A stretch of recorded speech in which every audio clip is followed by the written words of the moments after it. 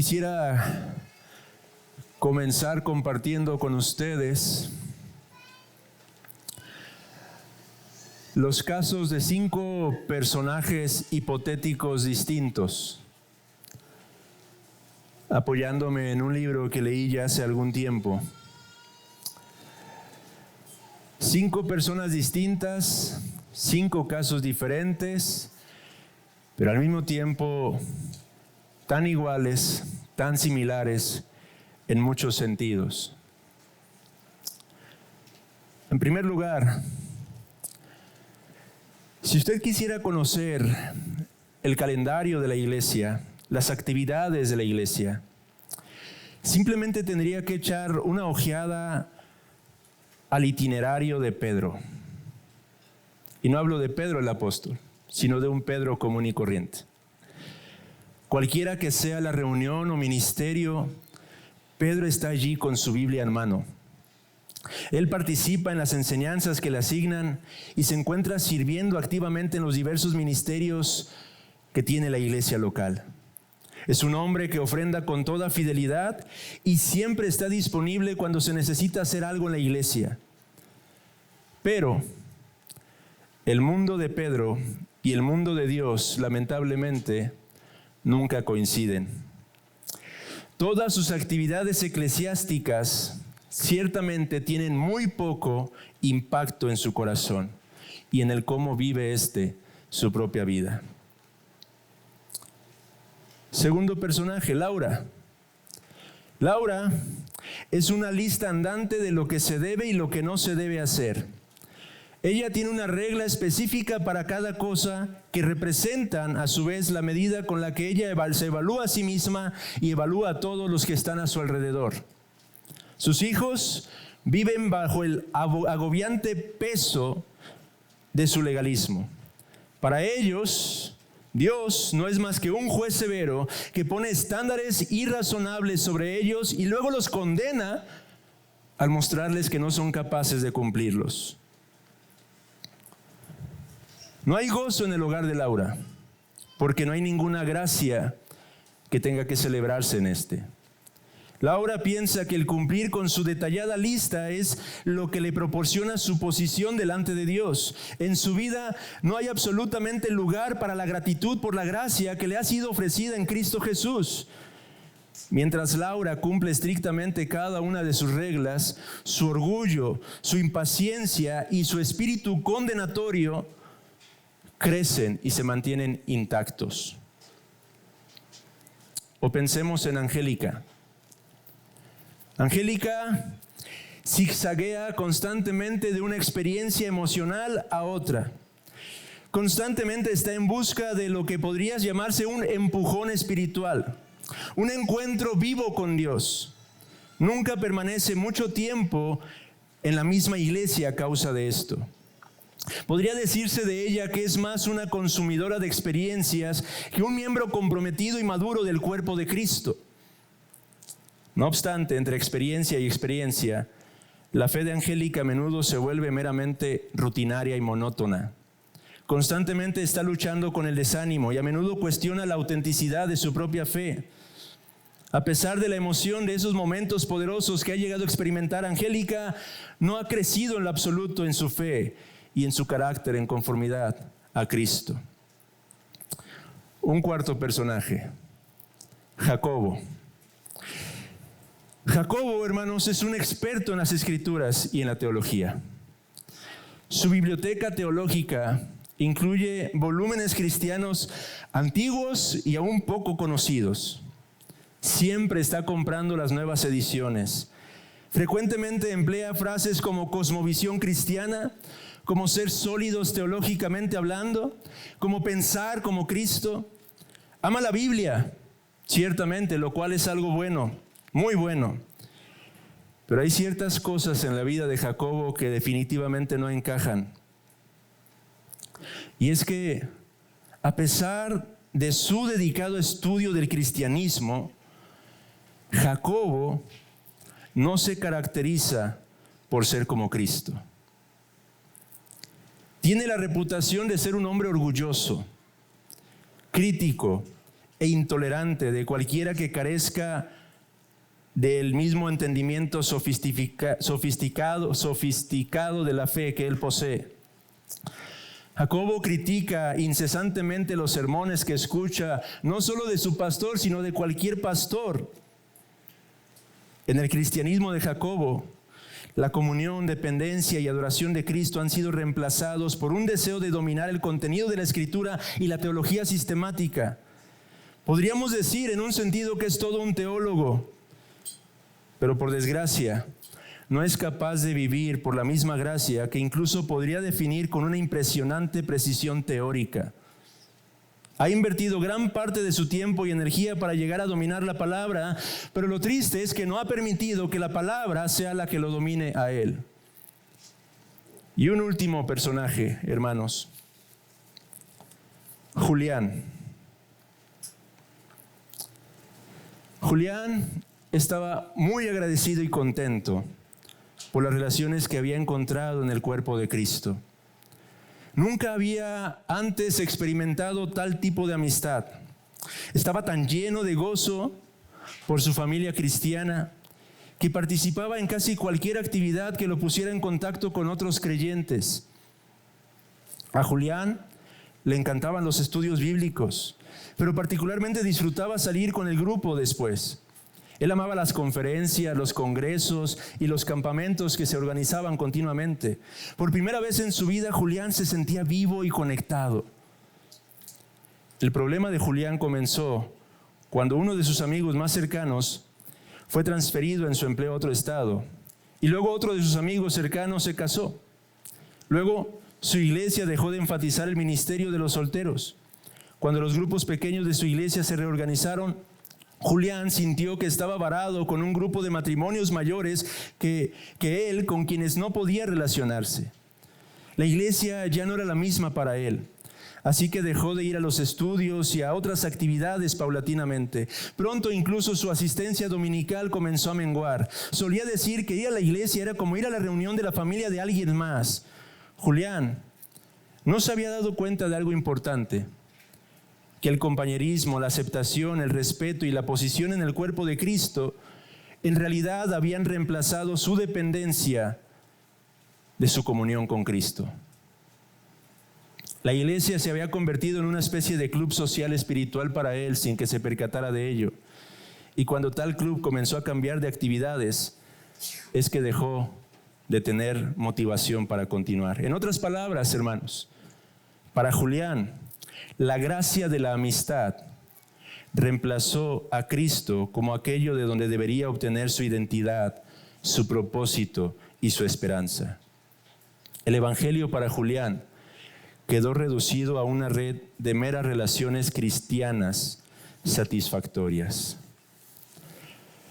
5 personajes distintos, 5 historias distintas en un sentido. Pero ¿cuál es el factor común de cada una de estas historias, hermanos? ¿Cuál es el punto en común que podrían tener cada uno de estos personajes hipotéticos? Y cualquier parecido con la realidad es mera coincidencia, hermanos.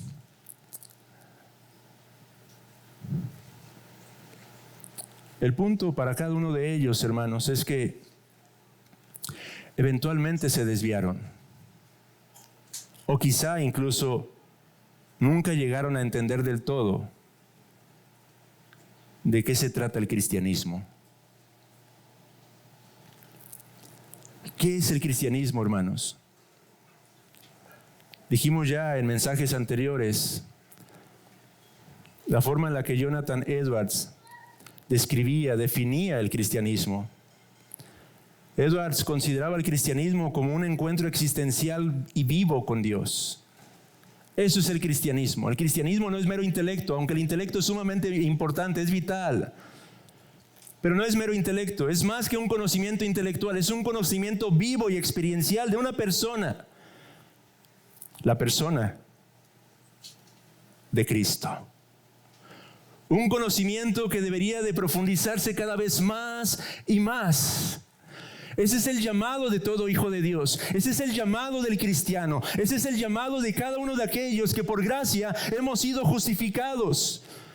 que por gracia hemos sido adoptados como hijos de Dios. Somos llamados a mantener y buscar una relación con Cristo y a profundizar esa relación con la persona de Cristo. Por eso es que Pablo hacía esta oración. Por eso es que Pablo clamaba por los creyentes en Éfeso. Por eso es que él imploraba diciendo que él anhelaba y deseaba que Éfeso comprendiera cada vez más la anchura, la longitud, la profundidad, la altura del amor de Cristo. Y no solo que comprendiera cada vez más estas verdades con su mente, pero que conociera experiencialmente esta realidad. Esa anchura del amor de Cristo que nosotros somos, de la cual nosotros somos testimonio. Un testimonio vivo. Porque la anchura del amor de Cristo, ya hemos dicho, consiste en el hecho de que la salvación ha alcanzado a todos los confines de este planeta, no solo judíos, pero aún gentiles como usted y yo. Hemos sido alcanzados por la anchura del amor de Cristo. Esa es la razón por la que estamos aquí adorándole y alabándole. Esa es la razón por la que podemos hablar acerca de Él y conocerle a Él, por causa de la anchura de su amor, su longitud, la longitud de su amor, trazada hasta la eternidad. Desde eternidad y hasta la eternidad. No hay un tiempo en el que el pueblo de Dios no ha sido amado por Dios. Cristo ha amado eternamente a cada uno de sus escogidos. Amado hermano, no hay un tiempo en el que no has sido amado por Cristo. Y no hay un tiempo en el que dejarás de ser amado por Cristo. Esa es la clase del amor revelado en las Sagradas Escrituras de nuestro Señor para con nosotros, la profundidad. Basta echar un vistazo a lo que somos fuera de Cristo. Basta echar un vistazo a la realidad de nuestra condición.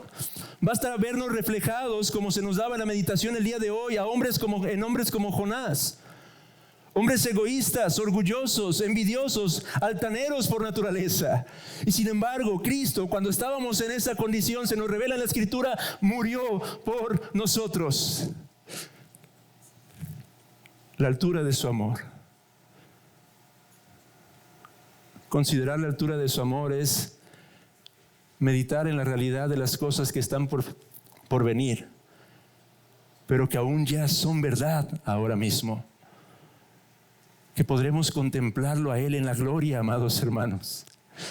Ese cielo del que se hablaba también hoy en el estudio, del que podemos meditar, es una certeza, es una realidad en virtud de la altura del amor de Cristo. Por causa de ese amor ya estamos sentados con Él en los lugares celestes por fe. Y llegará el día, y el día viene, en el que cada uno de nosotros que hemos sido comprados a precio de sangre podremos dar testimonio de esa certeza cuando finalmente estemos allá contemplándole a Él cara a cara y ya no a través de un espejo obscuramente. Este es el amor que se nos llama a comprender. Este es el amor por el que el apóstol Pablo oraba para que los creyentes en Éfeso crecieran en su comprensión intelectualmente hablando, pero no basta con quedarnos en ese aspecto. Pablo deseaba que la iglesia en Éfeso también experimentara ese amor.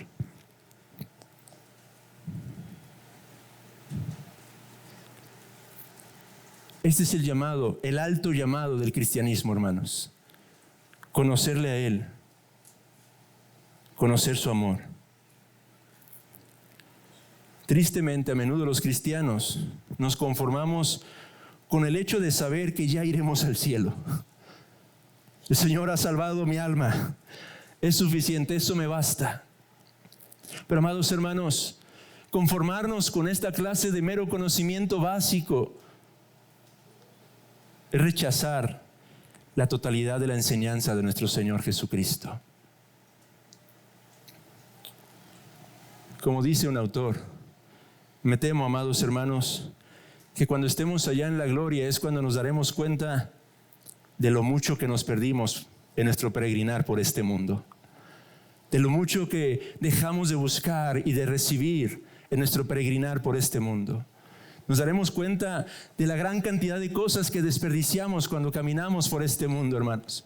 Nos daremos cuenta de todo lo que Cristo conquistó para nosotros, por nosotros, y nos legó a nosotros aquí y ahora, y que sin embargo tuvimos en poco ¿O no nos ocupamos lo suficiente para conocerlo y poder disfrutar de esas bendiciones? Amados hermanos, Juan 1:16 describe lo que tenemos en Cristo. De su plenitud es que tomamos todos, y gracia sobre gracia. La medida de aquellas cosas que el Señor nos llama a disfrutar aquí y ahora es la plenitud de Cristo.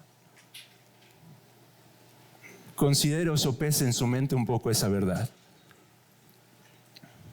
Dios quiere que le conozcamos. Él desea que su pueblo le conozca, que le conozca cada vez de manera más profunda. Es cierto que hay una especie de oxímoron aquí en las palabras del apóstol Pablo, porque nos llama a conocer el amor de Cristo, pero al mismo tiempo dice que es un amor incognoscible, un amor que excede todo conocimiento, y sin embargo Él nos exhorta: conózcanle. Es mi oración.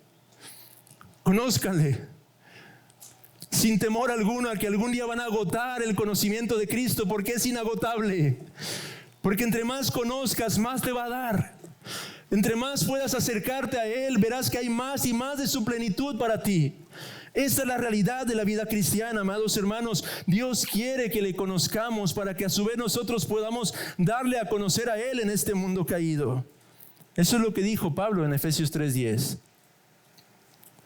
Para que la multiforme sabiduría de Dios sea ahora dada a conocer por medio de ¿quién? De la iglesia. De ti y de mí, amado hermano. El mundo tiene que conocer al Dios vivo y verdadero, y nosotros poseemos el privilegio de ser el instrumento para darlo a conocer.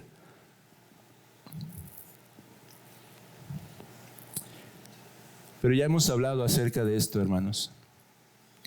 Y la última ocasión concluí el mensaje preguntando cómo. ¿Cómo podemos conocer el amor de Cristo que excede todo conocimiento? ¿Cómo podemos conocer más y más de este precioso, profundo, glorioso, infinito, inagotable amor? ¿Cómo? Y es de lo que quiero ocuparme el día de hoy. De esos aspectos más prácticos que son necesarios. Porque no basta simplemente con dejar las cosas en un mero entendimiento. Tenemos que comprender apropiadamente cómo podemos llevar a la práctica las cosas que el Señor nos demanda para poder conocer este amor. Si ese es nuestro alto llamado, entonces el Señor no nos podría haber dejado a ciegas. Él nos da a través de su palabra los principios por medio de los cuales podemos llegar a conocer este amor y crecer en el conocimiento de este amor día tras día. De manera que, en primer lugar, déjeme abordar 3 principios generales. Y en segundo lugar, veremos 6 principios particulares. En cuanto a los principios particulares, amados hermanos, me gustaría comenzar por señalando algo sumamente importante. Y quizá cada uno de estos principios, muchos de nosotros podríamos decir que son obvios. Tan obvios que a menudo no los ponemos en práctica. Tan obvios que a menudo simplemente los hemos descuidado. Tan obvios que muchos de nosotros podríamos habernos identificado con los 5 personajes que he mencionado al principio. El primer principio, entonces, general. El cristiano es uno, amados hermanos, que debe de aprender a buscar al Señor mismo. Usted y yo somos llamados a buscar a Cristo mismo. No a conformarnos con meras ideas acerca de Él, pero a buscarlo a Él, a conocerlo a Él y conocerlo de manera personal, hermanos. Ese es el llamado que tenemos cada uno de nosotros. La vida cristiana implica un equilibrio entre la doctrina y la experiencia. Tenemos que escudriñar la palabra. Tenemos que conocer lo que la Biblia nos ha revelado acerca del Dios vivo y verdadero. Pero no basta con quedarnos allí. Tenemos que ir un paso más allá, como lo platicamos ya en el sermón anterior. Tenemos que buscarlo a Él, sabiendo que es una persona con quien somos llamados a mantener y a cultivar una relación. Esta es la gran diferencia entre el cristianismo y todas las demás religiones, o una de las grandes diferencias. Las religiones están basadas en dioses muertos, en ídolos. Nosotros tenemos una relación con un Dios vivo, amados hermanos. El Cristo que ha resucitado, que ha ascendido, que está a la diestra del Padre, pero que ahora nos ha dado de su Espíritu para que verdaderamente, espiritualmente podamos cultivar una relación con Él. De manera que no solo se trata de doctrina y terminar olvidándonos de su persona. Eso es lo que ocurre a menudo en la vida de los cristianos. Eso es lo que ocurría en el personaje hipotético Jacobo. Él estudiaba y estudiaba y estudiaba los conceptos, las ideas, las definiciones, pero se olvidó que el propósito de todo eso era conocer a una persona en particular. Ese es el llamado para el cristiano, amados hermanos. Somos llamados a escudriñar la palabra, a estudiar la doctrina. Ciertamente hay un lugar sumamente importante y vital para ello. Pero no nos olvidemos que el fin último de todo esto es conocer a una persona, conocer a Cristo. O en contraste tenemos a aquellos que cultivan meras experiencias, como el otro personaje que señalábamos. Experiencias vanas, carnales, basadas en la satisfacción de nuestras propias concupiscencias, sin un fundamento sólido, firme del conocimiento de las Sagradas Escrituras y de la persona y obra de nuestro Señor Jesucristo. Eso igualmente es peligroso y dañino en la vida del cristiano. Por eso es tan importante, amados hermanos, aprender a buscar al Señor mismo. El Evangelio abarca nuestra mente, nuestro corazón y nuestra voluntad. No nos contentemos con conocer meras ideas de Jesús, pero procuremos y esforcémonos en conocer a Jesús mismo. Cuán a menudo podemos llegar a fascinarnos con las meras ideas y los conceptos y perder por completo a nuestro Señor. Cuán a menudo podemos llegar a convertirnos en meros buscadores de experiencias y terminar viviendo de reuniones, de libros, de los medios de gracia en sí mismos como fines. Cuán a menudo ocurre eso en la vida del cristiano, que procura alimentarse simplemente de leer los últimos libros que han sacado, las últimas traducciones. Valiosos como son los libros, amados hermanos, no sustituye el buscar realmente a Cristo.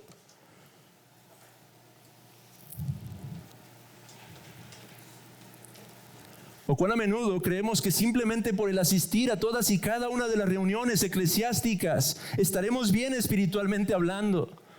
Y aun cuando a menudo podemos estar presentes físicamente en cada una de esas actividades, no estamos conociendo al Señor porque no le estamos buscando a Él como tal. Lo mismo puede ocurrir con los medios de gracia. Escuche el término que se le da a estos: medios de gracia. No fines en sí mismos. A menudo el cristiano se ajusta a una agenda. Tengo que leer hoy mis 2, 3, 4 capítulos de las Sagradas Escrituras. Tengo que orar hoy por la lista de hombres y mujeres por los que me he comprometido a orar. Y nos enfocamos simplemente en cumplir con actividades, con tareas. Y nos olvidamos de que el llamado es buscarle a Él y conocerle a Él, hermanos. Esto es el cristianismo: conocer a una persona, conocer a Cristo. Y amados hermanos, no deberíamos permitir que nada ni nadie nos satisfaga en ningún sentido sino Cristo. Cristo. Esto es lo que el apóstol Pablo deseaba. Filipenses capítulo 3, versículos 7 al 10. Escuche lo que el apóstol Pablo, un hombre, si había un hombre con conocimiento teológico, un erudito, ese fue Pablo, hermanos. Pero ¿qué deseaba el apóstol Pablo? Él dice: pero cuantas cosas eran para mí ganancia, las he estimado como pérdida por amor de Cristo. Y ciertamente aún estimo todas las cosas como pérdida por la excelencia del conocimiento de Cristo Jesús, mi Señor, por amor del cual lo he perdido todo, dice, y lo tengo por basura para ganar a Cristo y ser hallado en Él, no teniendo mi propia justicia, que es por la ley, sino la que es por la fe de Cristo, la justicia que es de Dios por la fe, a fin de que, una vez más, de conocerle, a fin de conocerle. y el poder de su resurrección y la participación de sus padecimientos, llegando a ser semejante a Él en su muerte. Este es Pablo, amados hermanos. Este es el siervo por excelencia del Señor en un sentido. Este es un hombre que conocía mucho del Señor, pero con todo él decía, no es suficiente. Quiero conocer su amor, quiero conocer su poder, quiero conocerle a Él. Ese es el primer principio general entonces, amados hermanos. Aprender a buscar al Señor mismo. En segundo lugar, segundo principio, aunque ciertamente somos llamados a buscar al Señor, nunca pensemos de esta búsqueda como algo meramente mecánico. ¿Qué quiero decir con esto, hermanos? No cometamos el error de llegar a suponer que haciendo ciertas cosas simplemente vamos a obtener resultados de manera automática. No caigamos en el error de creer que solo se trata de cumplir con ciertos puntos, ciertos pasos, 1, 2, 3, 4, 5, y automáticamente en resultado obtendré el gozo de la bendición abundante de Cristo sobre mi alma. Porque lo único que obtendremos si nos conducimos de esa manera será una gran decepción y una gran frustración en nuestras vidas espirituales. Cuán a menudo caemos en ese error. Leemos biografías de grandes hombres que fueron usados poderosamente por Dios en la antigüedad. El propio Jonathan Edwards. Y vemos la forma en la que ellos vivían en cierto contexto y hacían ciertas cosas, y creemos que imitando esas actividades, específicamente hablando, nosotros podremos experimentar exactamente la misma medida de plenitud que ellos gozaron. El cristianismo, amados hermanos, aunque es un llamado a un conocimiento personal con la persona de Cristo, es una religión que descansa en la soberanía de Dios.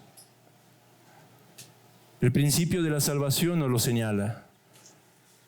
El Espíritu sopla como el viento, de manera soberana, cuando quiere, donde quiere, como Él quiere, en quien Él quiere.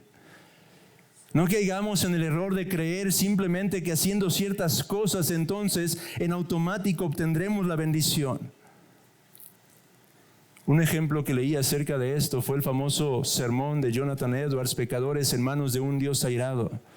Un sermón que nosotros tenemos allí para que lo podamos leer. Un sermón que fue usado poderosamente por el Espíritu Santo en una ocasión cuando Edwards, predicándolo, las multitudes comenzaron a aferrarse a sus asientos, creyendo en esos instantes que verdaderamente se abriría el piso y el infierno los tragaría a causa de la convicción de pecado que vino sobre sus propios corazones. Pero interesantemente, ese mismo sermón no tuvo ningún efecto anteriormente con otra congregación. ¿Por qué? ¿Cuál es la respuesta? La soberana obra del Espíritu Santo, hermanos. No podemos manipular a Dios. No, nosotros no somos llamados a controlar la operación de Dios sobre nuestras vidas. Él es soberano. Y no debemos de olvidar que los tratos de Dios son personales con cada uno de nosotros. De manera que ese es el segundo principio, hermanos. Número 1, buscar al Señor mismo. Número 2, nunca pensar de estas cosas como algo meramente mecánico. Y número 3, a pesar de que somos llamados a nunca pensar de estas cosas como algo meramente mecánico, tenemos que reconocer que la Biblia sí nos revela ciertos senderos a través de los cuales deberíamos de transitar, porque son los senderos a través de los cuales el Señor a menudo camina, y en los cuales es más probable que Él pueda derramar abundantemente de su bendición sobre nuestras almas. Es lo que un autor llama, o bueno, yo he llamado, a la luz de lo que él explicaba, apliquemos el principio del ciego Bartimeo, hermanos. ¿Por qué el principio de Bartimeo? Leímos hace poco en Lucas ese pasaje de las Sagradas Escrituras que se encuentra en el capítulo 18. Bartimeo es ese ciego que se encontraba, dice en el versículo 35, estaba sentado junto al camino mendigando. Marcos capítulo 10 nos aclara el nombre de este ciego y lo llama Bartimeo. ¿Qué es lo que hizo Bartimeo? Él estaba simplemente sentado junto al camino por donde nuestro Señor Jesucristo transitó. Eso es lo que somos llamados a hacer. Aunque ciertamente no hay una especie de receta, una serie de pasos para poder obtener la bendición del Señor, ciertamente sí hay principios y enseñanzas revelados en las Sagradas Escrituras. Dios camina por ciertos senderos y nuestro deber es colocarnos en esos caminos. Ese es el llamado del cristiano. Somos llamados a colocarnos en esos caminos a través de los cuales el Señor constantemente va a transitar, para que en su gracia y en su soberanía tenga bien derramar de su bendición sobre nuestras propias vidas. Eso es lo que somos llamados a hacer. Y esto es lo que nos lleva entonces ahora a considerar los principios particulares, amados hermanos, recordando una vez más, ¿por qué estamos escudriñando, estudiando estas cosas o meditando estas cosas? Porque el apóstol Pablo nos llama a conocer el amor de Cristo que excede a todo conocimiento. ¿Cómo usted y yo vamos a conocer el amor de Cristo que excede todo conocimiento? ¿Qué debemos de hacer para llegar a conocer más y más del amor de Cristo que excede todo conocimiento? A lo que respondo entonces ahora con estos 6 principios particulares. Número 1, conoce a Cristo, hermano. Y podríamos señalar este primer punto como lee la palabra de Dios. Pero me temo que decimos lee la palabra de Dios y se queda corto. Porque no transmite la idea real de lo que implica ir a las Sagradas Escrituras. Lee la palabra de Dios, medita la palabra de Dios. Eso es verdad, eso es un mandato, eso es lo que el Señor ha establecido para la vida de todo cristiano. Pero yo diría, conoce a Cristo por medio de leer la palabra de Dios. Espero que usted pueda entender ese énfasis. Conoce a Cristo por medio de leer y meditar la palabra de Dios. En Lucas capítulo 24, el Señor Jesucristo revela a los caminantes de Emaús este propósito de las Sagradas Escrituras. En el versículo 27, aquellos entristecidos caminantes, decepcionados, tristes, habían matado a aquel que creían que era el Mesías, estaban deprimidos. Cristo se acerca a ellos, no le reconocen, pero Él les dice todo lo que la Escritura revelaban acerca de sí mismo. Versículo 27, y comenzando desde Moisés y siguiendo por todos los profetas, les declaraba en todas las Escrituras lo que de quién, de Él, decían. La Escritura tiene como propósito darnos a conocer a Cristo, hermanos. La Escritura quiere que a través de ella conozcamos a nuestro Señor. Versículo 44. Y les dijo, estas son las palabras que os hablé estando aún con vosotros, que era necesario que se cumpliese todo lo que está escrito de mí en la ley de Moisés, en los profetas y en los salmos. Por eso en las breves meditaciones constantemente mostramos cómo es que Cristo ya se encontraba allí. Porque ese es el propósito, como los teólogos suelen decir o les gusta decir, ese es el telos de todas las Sagradas Escrituras. Desde Génesis hasta Apocalipsis, el propósito central es conocer a Cristo, dar a conocer a Jesús.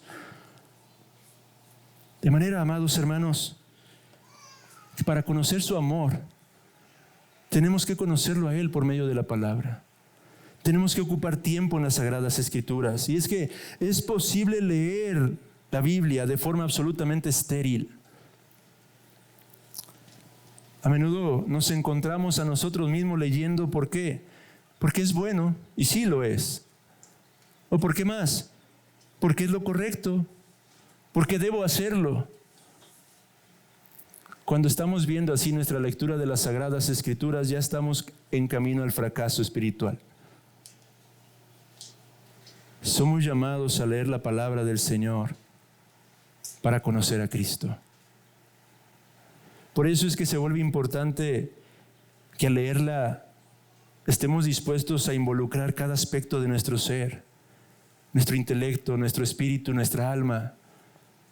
Reconocer que estamos ante una revelación que nos rebasa, hermanos, Y por lo tanto, en humildad, orar al Señor para que nos dé una iluminación, un entendimiento de las verdades que Él está presentando delante de nosotros. Amada iglesia, esto no es un libro de historia. Esta es la palabra de Dios. Esto no es un libro común y corriente. No es una novela. No es una fábula, una leyenda.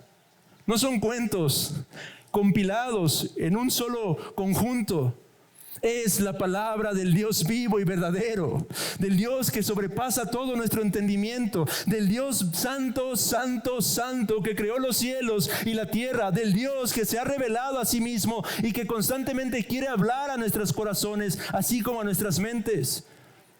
Hemos de reconocer esta realidad cuando nos acercamos a la Sagrada Escritura. Por ello, en humildad, clamar al Señor: ayúdame a comprender y a ver lo que tú quieres que yo vea acerca de Cristo, a conocer más a tu Hijo Jesucristo. Un autor decía, y es valioso que usted acostumbre a hacer estas preguntas al momento de leer la palabra. Pregúntese a usted mismo: ¿qué espero de mi lectura en estos momentos? Pregúntese a usted mismo: ¿por qué leo la palabra en este instante? Pregúntese a usted mismo: ¿cuál es mi objetivo de leer en estos momentos la Sagrada Escritura? Hágase estas preguntas constantemente para que pueda ser corregido en su mente y en su corazón. Y recuérdese a sí mismo que Dios habla. Y lo hace de manera personal, a través de su palabra. Alguna vez escuché a John Piper empezar un sermón, asustando un poco a la congregación, diciéndoles: iglesia, Dios me ha hablado hoy de una manera muy especial. Tuve una experiencia realmente sobrenatural, iglesia. Dios me habló y me empezó a dar revelación. ¿Quieren saber, iglesia, lo que Dios estaba revelándome? Y empezó a leer un pasaje de las Sagradas Escrituras. Porque esa es la revelación de Dios, amados hermanos. No las falsas revelaciones que a menudo hombres quizás sinceros, en el mejor de los casos, están buscando, persiguiendo constantemente. Dios ha hablado a través de su palabra. Conozcamos a Cristo por medio de ella, amados hermanos. En segundo lugar, no solo conozcamos a Cristo por la palabra, pero hablemos con Cristo, hermanos. Y otra vez, podría decir simplemente: oren. Oren, que es algo que la Escritura nos exhorta constantemente a través de sus páginas. Orad sin cesar, dice la palabra del Señor. Pero hoy yo les digo: hablen con Cristo. Porque esto es el cristianismo, tener comunión con una persona, con la persona de Cristo.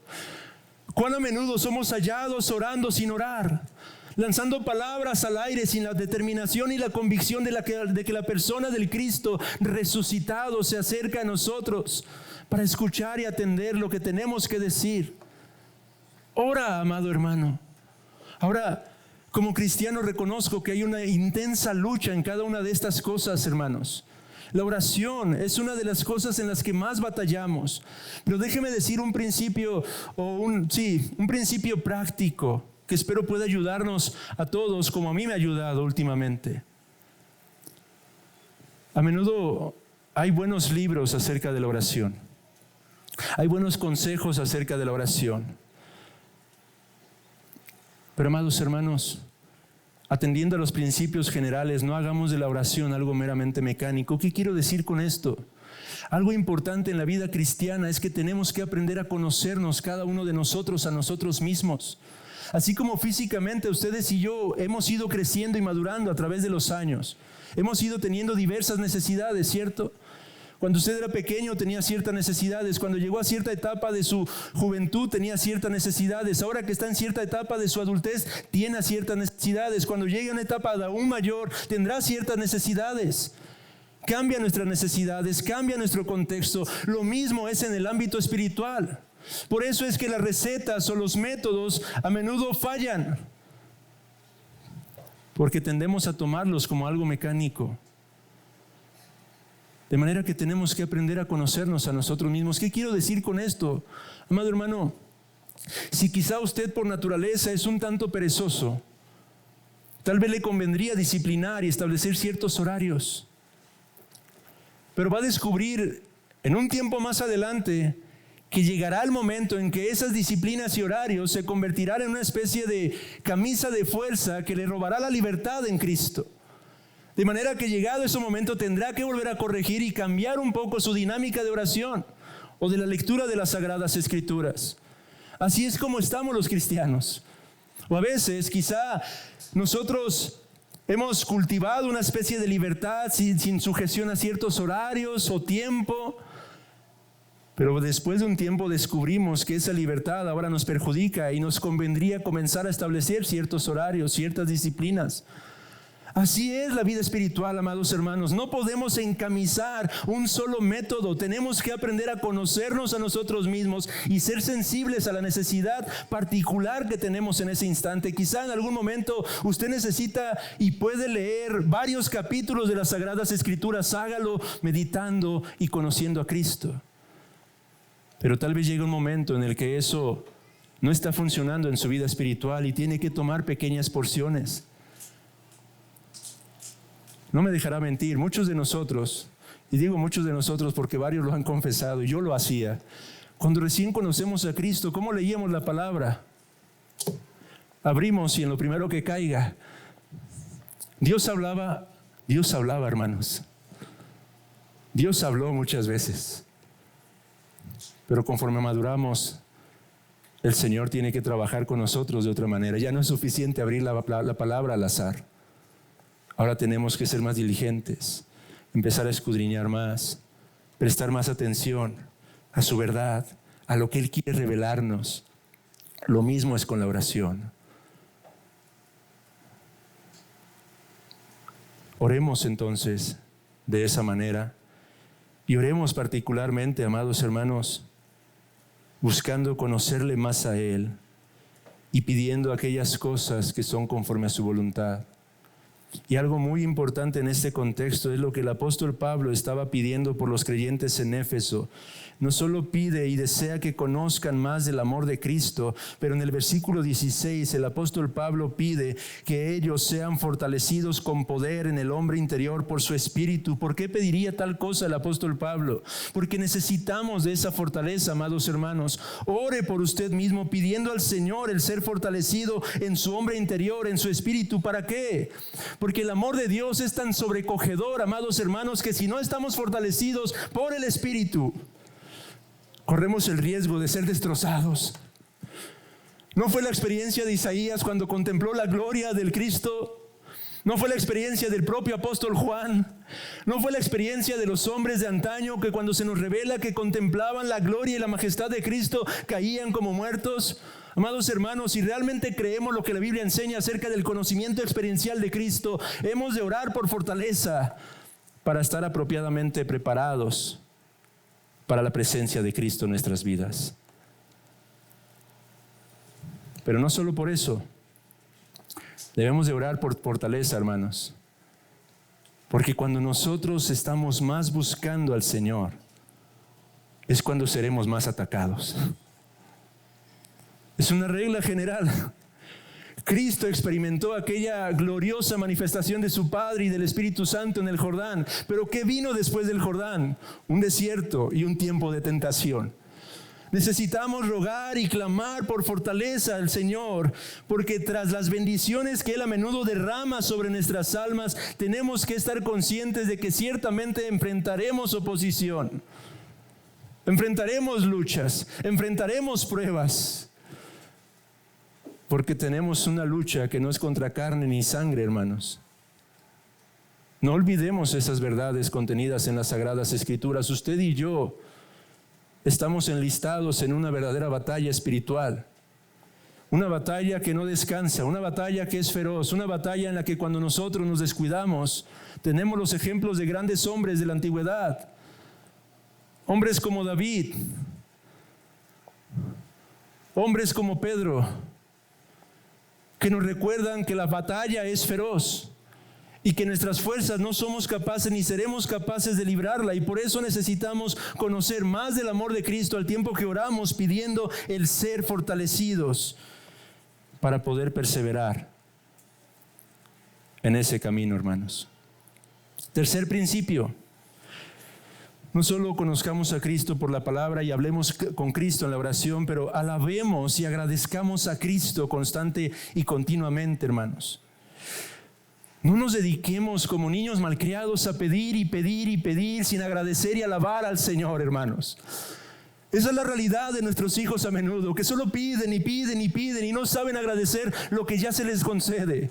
Pequeños, una aplicación para ustedes, entre paréntesis: deben aprender a ser agradecidos de lo que reciben día tras día. Pero, amados hermanos, a menudo es como vivimos nosotros. Estamos buscando constantemente al Señor y pedimos. Dicho sea de paso, olvidándonos que el propósito de la oración es simplemente pedir. Se nos ofrece que pidamos, pero el propósito de la oración, hemos dicho, es conocer más a Cristo, tener comunión con Cristo. Y sin embargo, en su gracia Él nos dice: pide. Pero pedimos y no agradecemos y no alabamos. ¿Por qué? Porque nos olvidamos de la gracia. Porque nos olvidamos de que simple y sencillamente todo cuanto tenemos es algo que no mereceríamos, hermanos. No hay absolutamente nada de lo que poseemos que lo poseamos por mérito alguno, hermanos. Es gracia. Por eso Pablo en Filipenses 4:6 dice: por nada estéis afanosos, sino sean conocidas vuestras peticiones delante de Dios en toda oración y ruego con acción de gracias. Oh, cuánto deberíamos de estar agradeciendo al Señor, cuánto nos ha dado el Señor, la vida misma que nos ha concedido y la vida eterna en Cristo Jesús. Amados hermanos, todo, absolutamente todo, principio a fin, no es más que gracia sobre gracia. Por eso, una vez más, Juan 1:16: de su plenitud tomamos todos y gracia sobre gracia. ¿Acaso hay algo que yo tenga que lo haya conquistado por mérito propio? No. Pero olvidamos esta realidad, hacemos a un lado la gracia de Dios que se ha derramado sobre nuestros corazones, y esa es la razón de fondo por la que no agradecemos y alabamos a Cristo. Queremos conocer de su amor, alabémoslo cada vez más, agradezcámosle cada vez más. Dice un autor: cuanto más prominentes sean la alabanza y la acción de gracias en nuestra vida de oración, más conoceremos su amor que sobrepasa todo entendimiento. Cuarto principio: camina con Cristo, hermano. ¿Quieres conocer más de ese amor que excede todo conocimiento? Camina tu día a día con Cristo. Juan capítulo 14, versículo 21 nos aclara el significado de este principio. Dice allí la palabra: el que tiene mis mandamientos y los guarda, ese es el que me ama, y el que me ama será amado por mi Padre, y yo le amaré y me manifestaré a él. Caminar con Cristo implica guardar sus mandamientos. Ahora, algunos han dicho que esto significaría que se trata de llevar a Cristo con nosotros por todos lados. Yo cambiaría la expresión como lo hace un autor. No se trata tanto de llevar a Cristo con nosotros por todos lados, pero más bien de preguntarnos constantemente si Cristo realmente nos acompaña en tales actividades.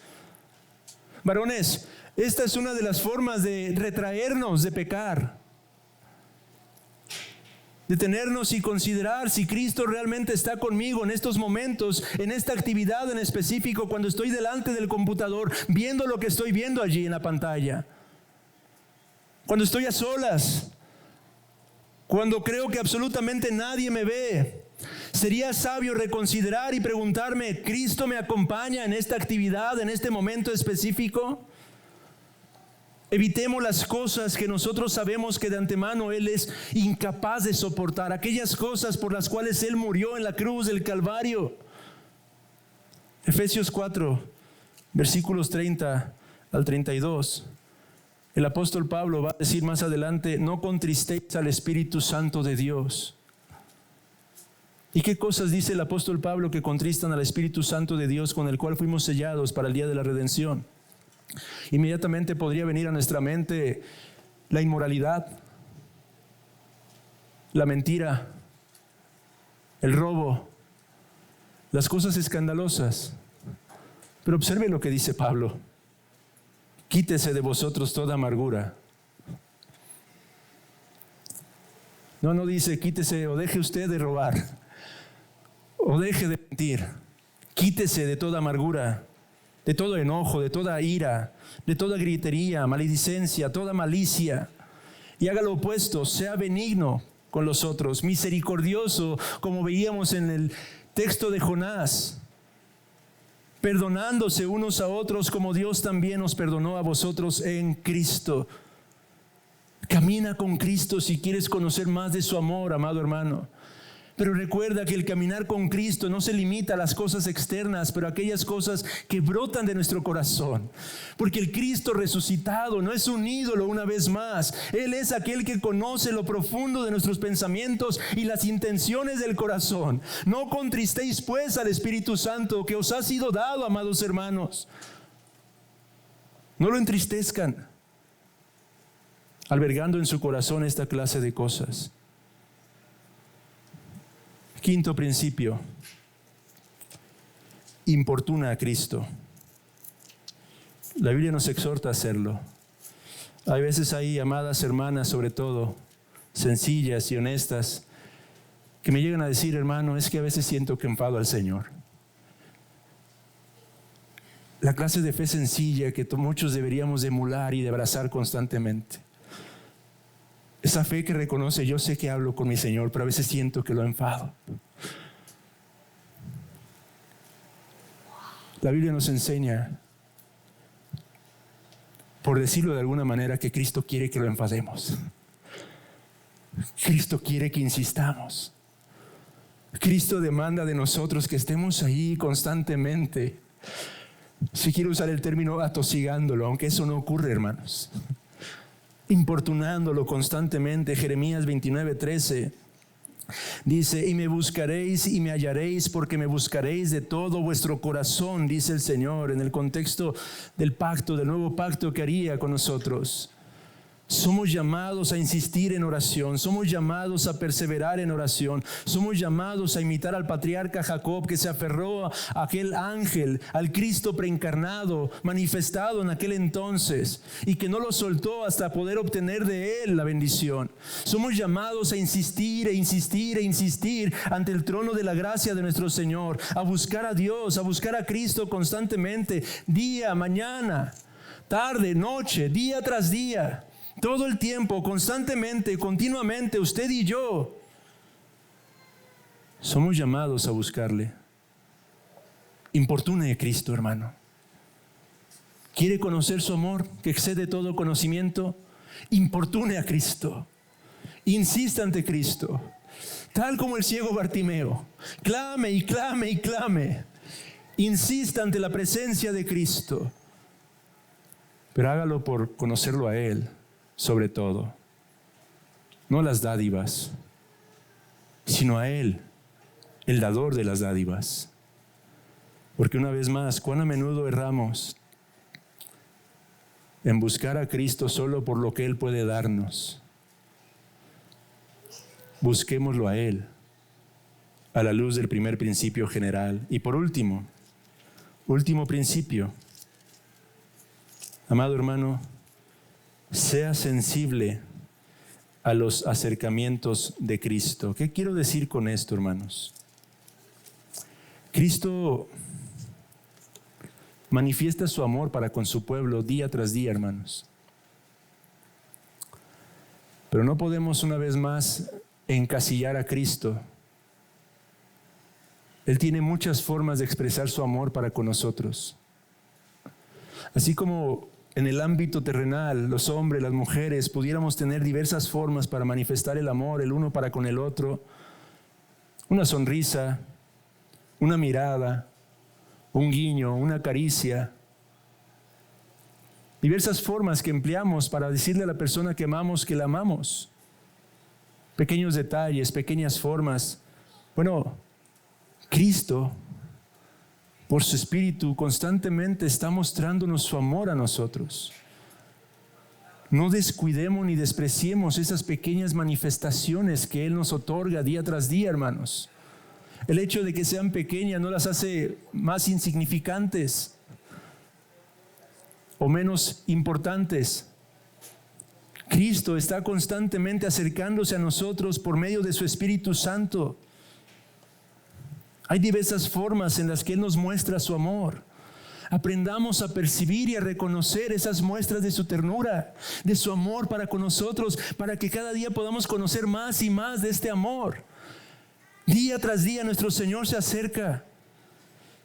Libro de los Cantares, capítulo 5, nos revela la forma en la que a menudo nuestro glorioso Salvador, nuestro amante Redentor, se hace cercano a nuestras vidas. Pero al nosotros estar distraídos en las cosas de este mundo, no percibimos sus acercamientos, o muchas veces simplemente los dejamos pasar. Si usted realmente está en Cristo, va a entender de lo que estoy hablando. Momentos a veces en los que está hablándole a su corazón y usted está ocupado, pero Él está llamando a buscarle.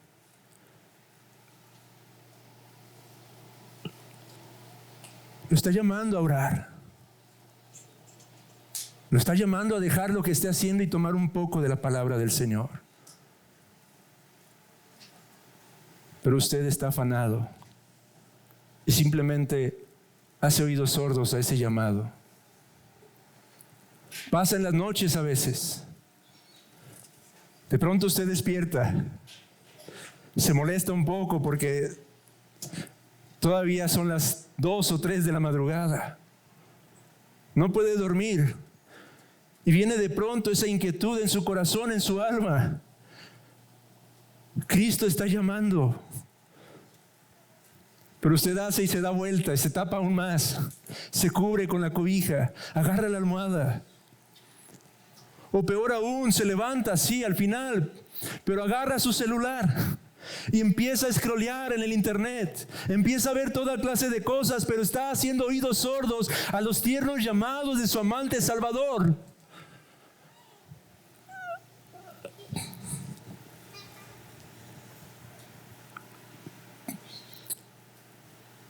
Yo vine a mi huerto, dice el texto. Oh, hermana, esposa mía, he recogido mi mirra y mis aromas. He comido mi panal y mi miel. Mi vino y mi leche he bebido. Comed, amigos, bebed en abundancia. Oh, amados. Ahí tenemos al amado de nuestra alma acercándose. He aquí estoy en mi huerto. He aquí estoy contigo, amada. Pero escuchamos la condición en la que estaba la amada. Yo dormía, dice, pero mi corazón velaba. Es la voz de mi amado que llama. Ábreme, hermana mía, amiga mía, paloma mía, perfecta mía. Porque mi cabeza está llena de rocío, mis cabellos de las gotas de la noche. Ahí está el amado hablando a la amada. La amada escuchando, ciertamente. Pero ¿qué hace? Empieza a meditar. Me he desnudado de mi ropa. ¿Cómo me he de vestir? He lavado ya mis pies. ¿Cómo los he de ensuciar? No puedo hacerlo ahorita, estoy ocupado. Tengo que dormir, mañana tendré que madrugar, ahora no. Estoy trabajando, tengo que acabar esto, ahora no es tiempo. Mi amado metió su mano por la ventanilla. Cristo insiste. Y mi corazón se conmovió dentro de mí. Ahí está nuestro Salvador. Aún no se da por vencido. Sigue llamando a su pueblo, sigue llamando a su iglesia, sigue llamando al cristiano. Pero el cristiano demora en abrir. Y cuando finalmente, quizá redarguido, actúa, es tarde. Yo me levanté finalmente, dice el texto, ¿no?, para abrir a mi amado, y mis manos gotearon mirra y mis dedos mirra que corría sobre la manecilla del cerrojo. Abrí yo a mi amado. ¿Pero qué ocurre? Pero mi amado se había ido. Había ya pasado, y tras su hablar salió mi alma. Y es entonces que dice, lo busqué y no lo hallé. Lo llamé y no me respondió. Y luego vienen pruebas. Me hallaron los guardas que rodean la ciudad. Me golpearon, me hirieron, me quitaron mi manto de encima los guardas de los muros. Oh, yo os conjuro. Y es entonces que se despierta el anhelo del corazón del cristiano. Es entonces que el creyente desea, busca, clama por la presencia de Cristo. Pero cuando Cristo se acercó, no atendió el llamado de Cristo. Yo os conjuro, oh doncellas de Jerusalén, si halláis a mi amado, que le hagáis saber que estoy enferma de amor. Oh, amados hermanos, seamos sensibles a las tiernas manifestaciones de nuestro amante pastor, para que podamos conocer cada vez más y más de este amor que excede todo conocimiento.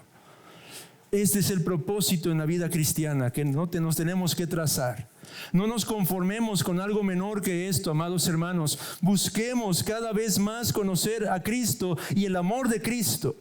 Busquemos no solo comprenderlo intelectualmente hablando, pero conocerlo experiencialmente. Era la oración del apóstol Pablo, es mi oración y debería ser la oración de todos y cada uno de nosotros.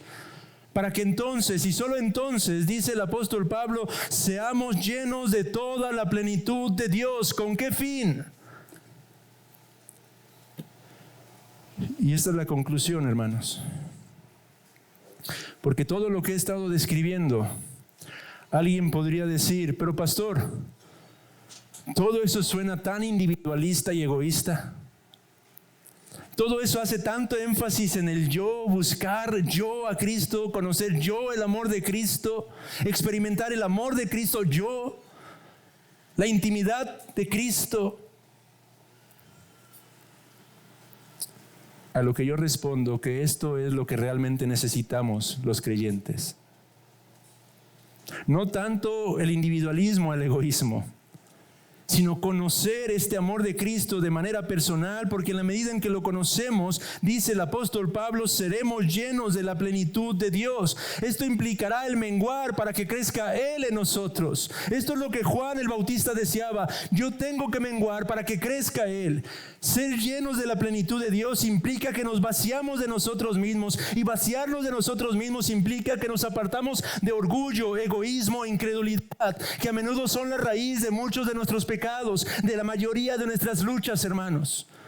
Luchas en el hogar, luchas en el trabajo, luchas en la vida del día a día, surgidas por causa de nuestro orgullo, de nuestro egoísmo y de nuestra incredulidad de las cosas eternas que nos han sido reveladas a través de las Sagradas Escrituras. Conocer el amor de Cristo nos lleva a ser llenos de la plenitud de Dios, para hacer finalmente de nosotros personas libres. ¿Y en qué sentido libres? Ser llenos de la plenitud de Dios implica que seremos llenos de su gracia, llenos de su amor, llenos de su perdón. Esa es la más profunda y verdadera necesidad del ser humano.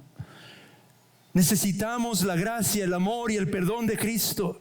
Y cuando soy lleno de estas cosas, soy libre para dejar de necesitar, buscar, exigir o demandar gracia, amor y perdón de otros. Soy libre para dejar de demandar estas cosas de mi prójimo. Soy libre para dejar de buscar estas cosas de mis semejantes, de mi esposa, de mi esposo, de mi padre, de mi madre, de mis hijos, de los amigos. Soy libre para dejar de buscar todas estas cosas en este mundo, porque las estoy obteniendo de aquel que ahora me llena plenamente. Y soy libre para que no solamente deje de buscar estas cosas, pero para ahora yo mismo darlas. Porque de gracia recibimos y damos de gracia. llenos de la plenitud de Cristo, llenos de la plenitud de Dios, llenos de su gracia, llenos de su amor, llenos de su perdón, al punto en que se desborda de nuestras vidas. Y por lo tanto ahora yo extiendo gracia para con mi prójimo, extiendo gracia para con el esposo, extiendo gracia para con la esposa, extiendo gracia para con ese hombre o mujer difíciles que Dios pone en mi camino, que Dios pone en mi vida. Extiendo del perdón constantemente para con aquellos que me lastiman. Y soy capaz de amar como Cristo me mandó a amar, amando aún a mis enemigos, porque yo no necesito el amor de nadie más, pues lo tengo, el de Cristo. Soy lleno de la plenitud de Dios. ¿Te hace sentido, iglesia? Quiera el Espíritu hoy estar hablando a nuestros corazones, porque interesantemente el pastor Héctor y yo nunca nos ponemos de acuerdo en cuanto a lo que vamos a predicar o enseñar. Pero hay un Espíritu Santo obrando en medio de nosotros que hace que las cosas coinciden. Él comenzó hoy un estudio acerca de la importancia de conocer más a Cristo. Porque esa es la fuente, el fundamento para la vida cristiana, hermanos. Conocerlo a Él y su amor, para ser llenos de la plenitud de Dios. Y entonces, y solo entonces, podremos vivir el cristianismo como se nos revela en las Sagradas Escrituras. Libres de aquellos pecados que nos estorban para actuar conforme a la regla del Evangelio. Libres del orgullo y del egoísmo y de la incredulidad. Por eso, amados hermanos, una vez más déjeme insistir, esta es la más profunda y verdadera necesidad que tenemos los cristianos. ¿Está usted conociendo al Señor cada vez más? ¿Has tú conocido a este Cristo, amigo?